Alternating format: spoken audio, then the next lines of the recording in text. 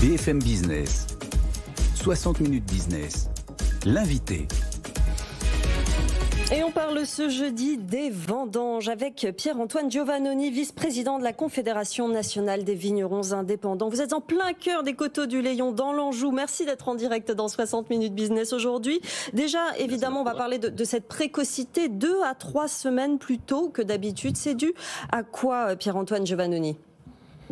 Alors, on est plus tôt encore qu'à l'habitude, mais en réalité, depuis 20 ans, les dates de vendange ne cessent d'avancer dans le temps. Vous voyez, dans notre beau territoire angevin, nous avions l'habitude de commencer les vendanges précocement fin septembre. Ça va faire plus de 15 ans que nous les attaquons maintenant début septembre.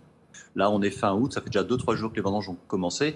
C'est lié au réchauffement climatique. Oui. Vous avez vu les rapports du GIEC, région par région. Là, ils viennent de sortir et ils confirment ce que nous constatons. Nous sommes les paysans, des artisans de notre terroir et nous voyons bien, nous sommes aux premières loges de ce réchauffement. La première conséquence, effectivement, c'est des dates plus précoces. Ben oui, c'est ça. Calendrier précoce qui ne fait pas forcément les affaires des saisonniers. Sont-ils au rendez-vous cette année ou est-ce que vous avez du mal, vous en Anjou, à trouver du monde ?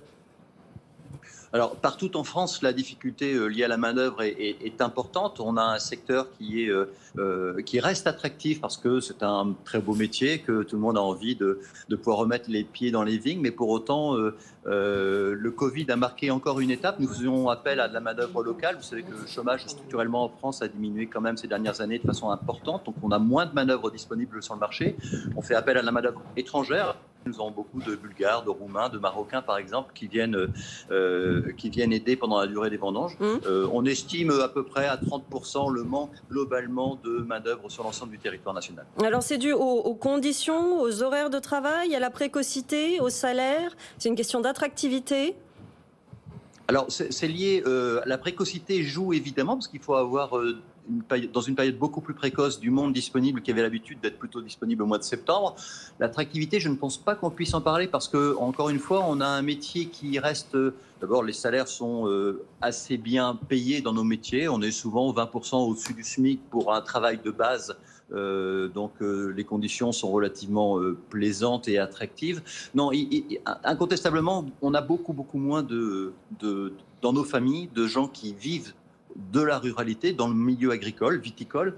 Et donc, il y a peut-être une certaine déconnexion du grand public de notre métier. On y travaille auprès des chambres d'agriculture, des centres de formation. Et à chaque fois que vous voyez, typiquement, nous allons avoir bientôt une animation qui s'appelle Vendangeurs d'un jour, où nous recevons du public pour faire les vendanges.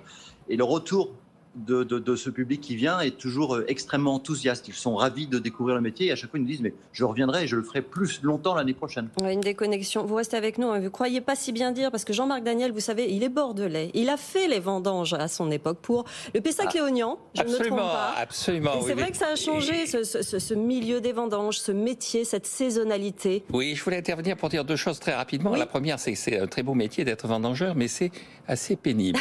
Et en Pessac-Léognan en particulier, la vigne est très basse et donc on a mal au dos le soir. Et la deuxième chose, quand je faisais ça, c'était dans les années 70. La machine à vendanger, la première, a été mise en place en 1968 dans le Languedoc.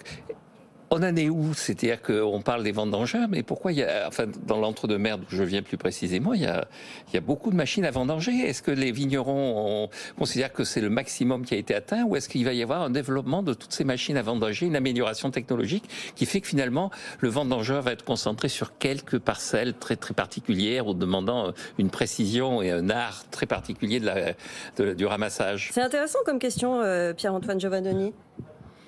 Oui, les machines à vendanger, effectivement, ont atteint leurs apogées il y a quelques années. On est à un niveau de technologie maintenant avec des aspirateurs, des tables de tri embarquées, des caméras qui nous permettent de calibrer la vendange, qui nous permettent de faire un très bon boulot. Un hectare de vigne, grosso modo, avec une machine, il faut à peu près 1 heure et demie pour le ramasser. Le même hectare à 10 personnes, c'est une journée de travail. Oui. La différence qu'il y a dans la qualité de la récolte.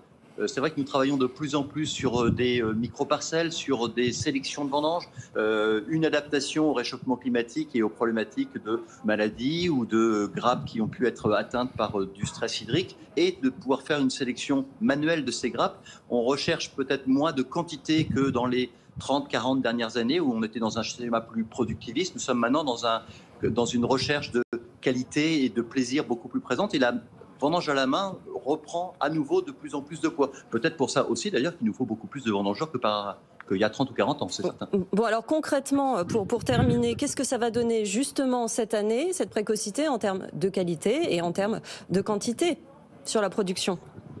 Alors sur les quantités, il est toujours très difficile d'estimer à l'avance ce que l'on va avoir. On sait que globalement, il y a une grande hétérogénéité, c'est-à-dire que la Champagne, l'Alsace, la Bourgogne, le Chablis s'attendent à avoir globalement cette année une récolte de bonne quantité. La Loire, par exemple, le Bordelais, les Côtes-du-Rhône, elles s'attendent à avoir des récoltes un peu plus basses. 2021, vous savez, a été une année de sécheresse et puis de gel important. On était descendu à des volumes très bas par rapport à la production moyenne française qui est de 45 millions de litres à peu près, d'hectos par an. On était en 2021 à peu près 35-36.